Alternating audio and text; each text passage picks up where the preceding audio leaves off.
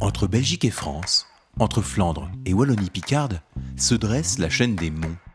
Pas très haut, culminant à moins de 200 mètres, une vingtaine de petits monts forment l'unique relief d'une région plus célèbre pour ses plaines que pour ses pentes. Sillonnant le ciel, un faucon belge nommé Balthazar a pris sur son aile un petit écureuil nommé Milly. Ensemble, ils vont de monts en monts à la découverte de fabuleux sentiers de randonnée. Depuis le ciel, un nouveau mont apparaît et Milly demande à son guide. Balthazar, sur quel mont as-tu choisi de m'emmener aujourd'hui? Je t'amène sur le mont de l'Enclus en Wallonie-Picarde. Mais je ne vois rien, Balthazar. Tu m'as emmené dans une forêt? On n'est pas sur un mont? Le faucon a-t-il perdu son regard perçant? Mais pas du tout, ma chère Milly. On est bien au mont de l'Enclus. Oh, il n'est pas très haut, seulement 141 mètres, mais tout de même. Ici, tu es pile à cheval entre la Flandre et la Wallonie-Picarde, où se trouve la commune du mont de l'Enclus.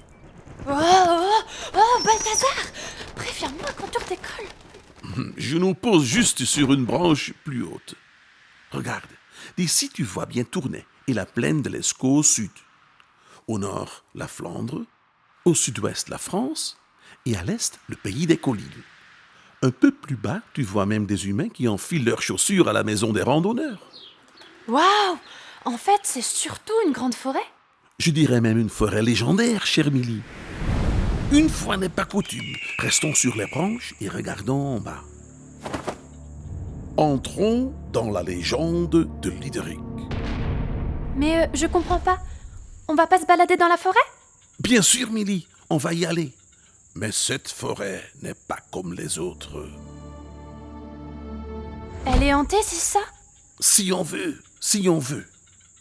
En fait, il y a bien longtemps, en l'an 620 de notre ère, le célèbre roi Dagobert régnait sur les terres de France. Attends, je sens que t'as besoin de raconter ton histoire là, mais excuse-moi, tu viens de me dire qu'on était en Belgique. Pourquoi tu me parles du roi de France? Eh bien, Milly, parce qu'en 620, les frontières n'étaient pas les mêmes. Tu étais ici en Austrasie. Oh, m'embrouille pas le faucon. Austrasie? T'es dingue ou quoi?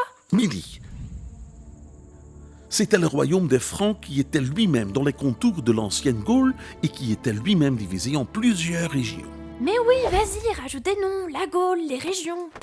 Je peux reprendre mon histoire. Oui, mais fais simple avec tous tes noms, Balthazar. C'est pas le Seigneur des Anneaux non plus. En l'an 620, le prince Salvar de Dijon fait face à une révolte en Bourgogne.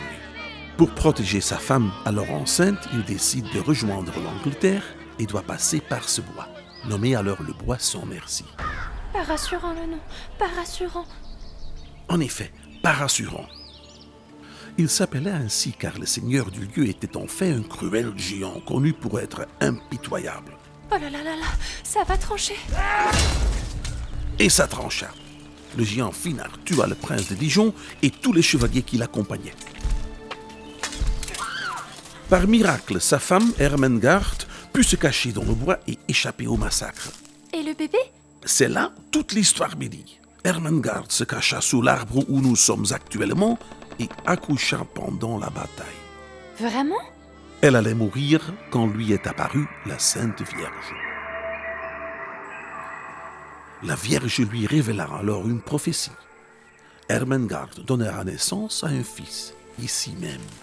Et ce fils vengera le géant et viendra la délivrer de ses griffes. La pauvre mère regarda son bel enfant une première et dernière fois et s'évanouit. Le bébé a attiré le géant et ils sont morts? En effet, le bruit a attiré l'attention d'un visiteur. Mais ce n'était pas le géant. C'était l'ermite Liederik. Et?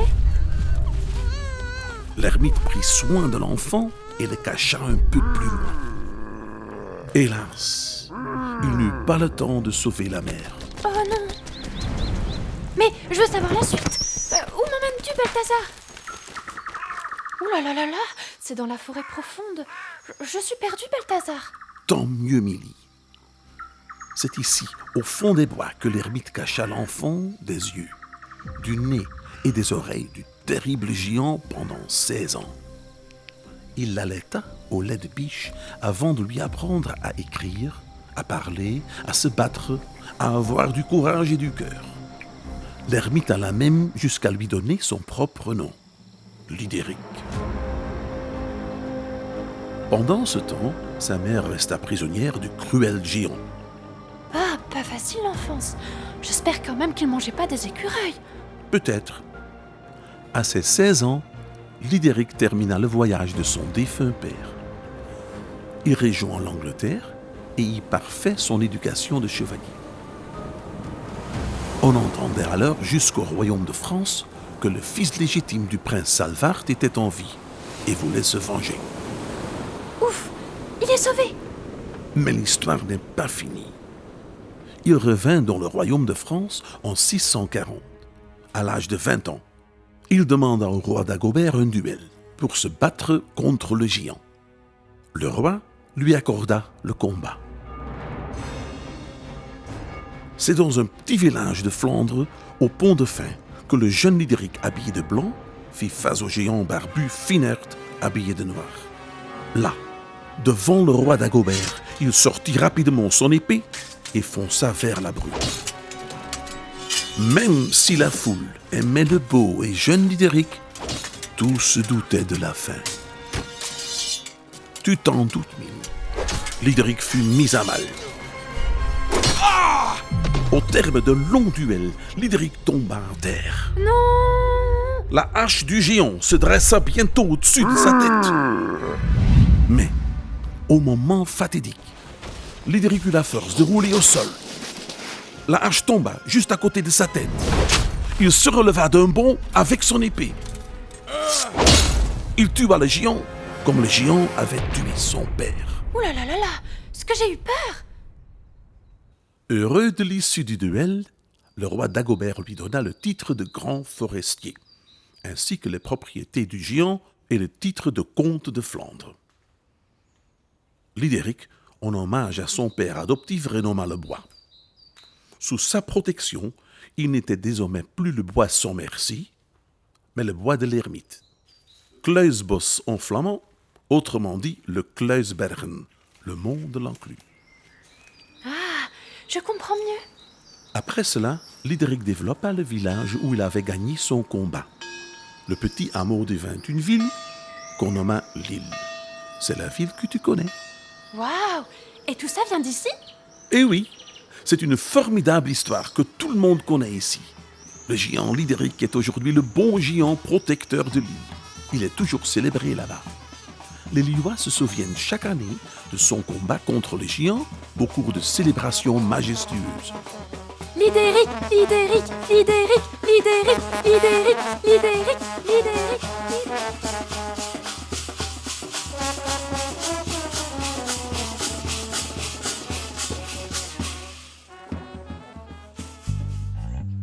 Comme Milly et Balthazar, empruntez les chemins de randonnée du mont de l'Enclus. Retrouvez tous les itinéraires de balade sur www.visitwapi.be. La série continue. Allez découvrir les histoires de Milly et Balthazar sur le mont Rouge, le mont Kemmel, le mont de Watte, le mont Saint-Aubert. Cette capsule audio est financée dans le cadre du projet Interreg Ruralité avec le soutien du Fonds européen de développement régional et de la Wallonie. Une série de podcasts produite par Résonance Film. Écriture et réalisation Maxime Pantier. Montage son et mixage Sébastien Eugène. Avec les voix de Yves Bondu en Balthazar et de Saskia Tartra en Milly.